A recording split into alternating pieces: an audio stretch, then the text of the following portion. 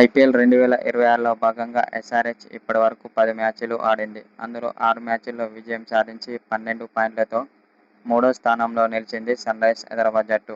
అయితే అనంతరం ఎస్ఆర్హెచ్పై కీలక వ్యాఖ్యలు చేసిన టీమిండియా మాజీ కెప్టెన్ రోహిత్ శర్మ ఇప్పుడున్న ఫామ్లో సన్రైజర్స్ హైదరాబాద్ జట్టును ఓడించడం చాలా కష్టమే అని అంటున్నాడు. ఎందుకంటే సన్రైజర్స్ హైదరాబాద్ బ్యాటింగ్ పరంగా, బౌలింగ్ పరంగా, అదేవిధంగా ఫీల్డింగ్ పరంగా చాలా అద్భుతంగా కనిపిస్తుంది.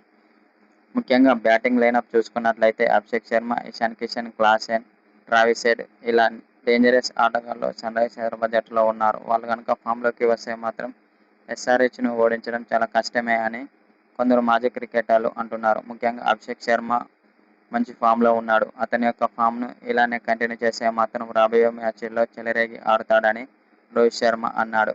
అభిషేక్ శర్మ లాంటి ప్లేయర్ జట్టులో ఒక్కరుంటే మాత్రం ఆ జట్టుకు తిరుగుండదని చెప్పుకొచ్చాడు. అనంతరం అభిషేక్ శర్మ బ్యాటింగ్పై ప్రశంసల జల్లు కురిపిస్తున్నారు మరికొందరు మాజీ క్రికెటర్లు.